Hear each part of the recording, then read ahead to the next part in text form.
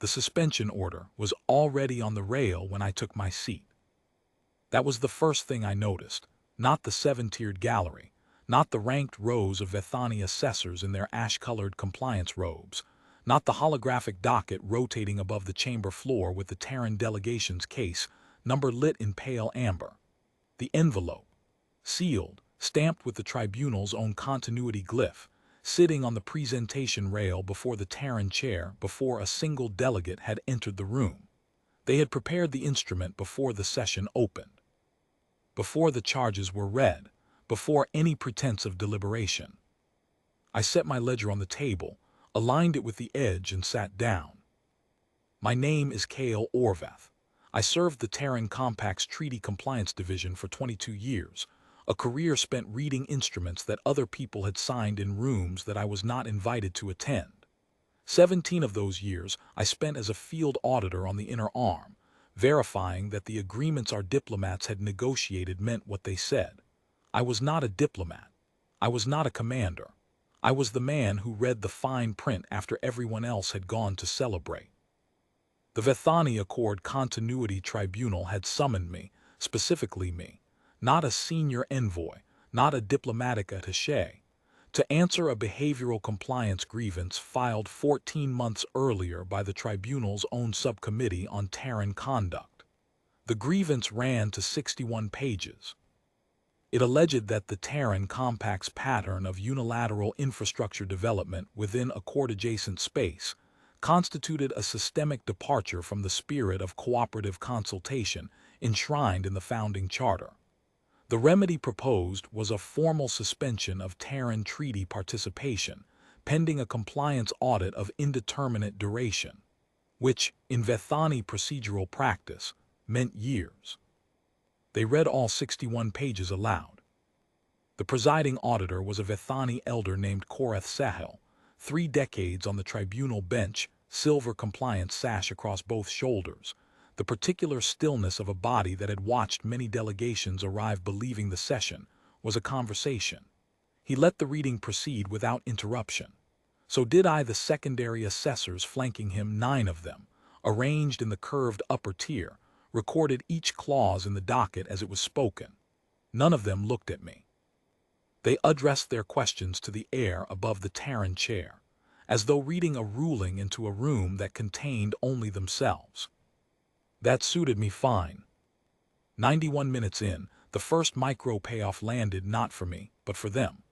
The junior assessor in the third chair, a narrow-shouldered Vethani with amber ocular rings, glanced down at my ledger, closed, both hands on the table. I had not opened it once.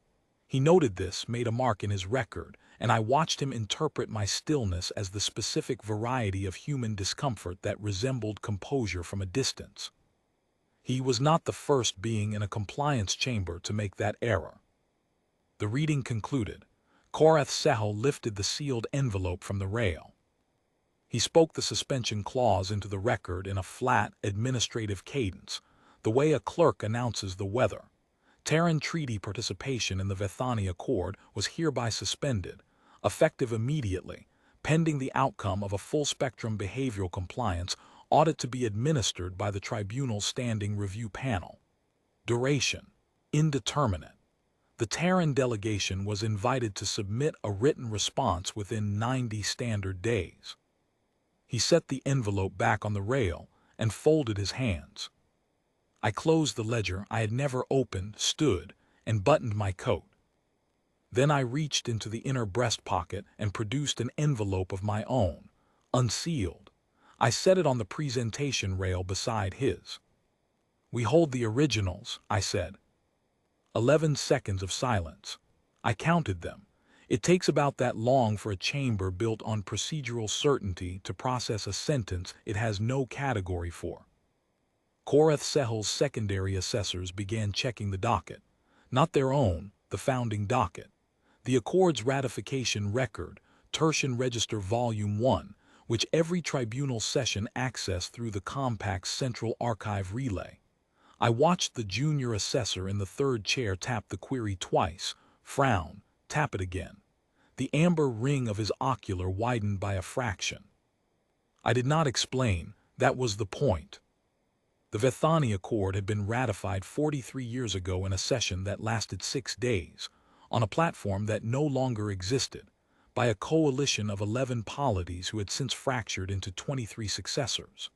The founding charter required, under Article 3 of the Accord's own continuity provisions, that all original signature instruments be held by the ratifying parties in physical custody, not archived, not digitized, not relayed, held in perpetuity, until the Accord was formally dissolved by unanimous consent of all surviving successor polities.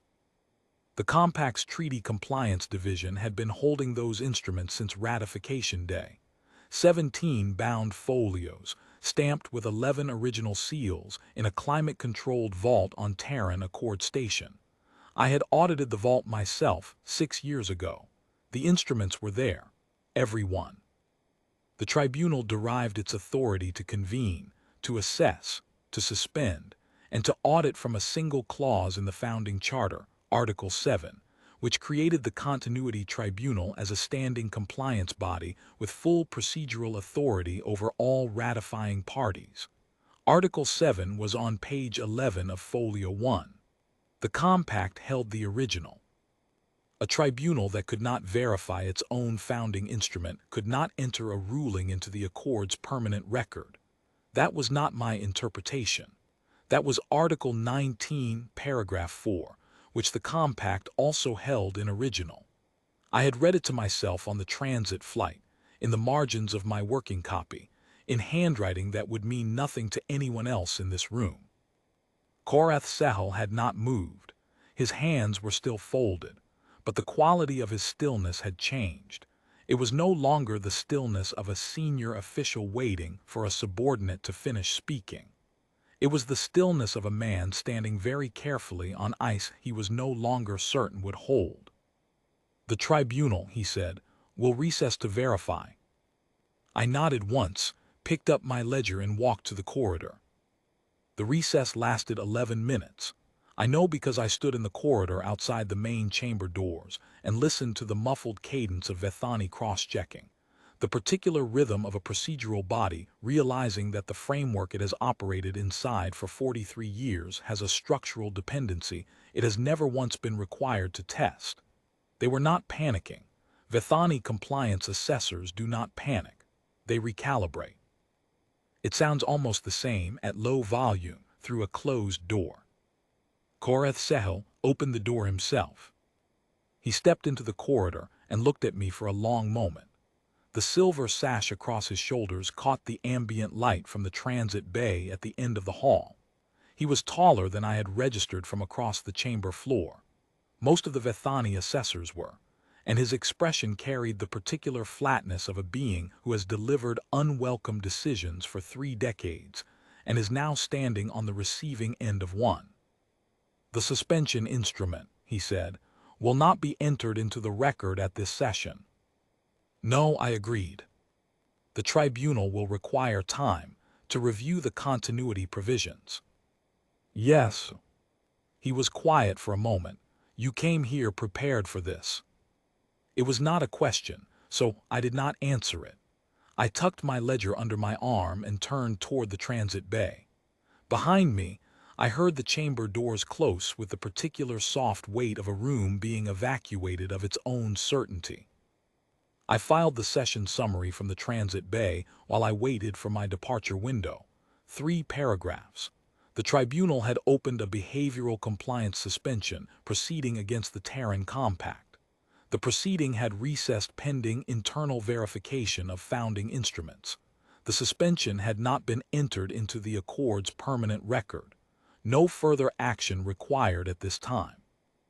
I did not write that I had known, 14 months ago when the grievance was first filed, that this was where it would end.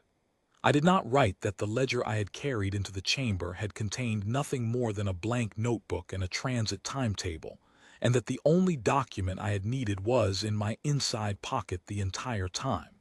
The summary did not require those details. The record did not require them. They were the kind of facts that a compliance auditor carries alone, the weight of 22 years of reading what other people signed and understanding, more precisely than they did, what they had handed over in the act of signing. The tribunal never rescheduled. The behavioral compliance grievance was quietly withdrawn 8 months later, on a procedural calendar with no press release and no formal notification. I received a standard archive notice. I filed it with the others. Some rooms you enter knowing exactly how they end. The discipline is in not letting them see it on your face.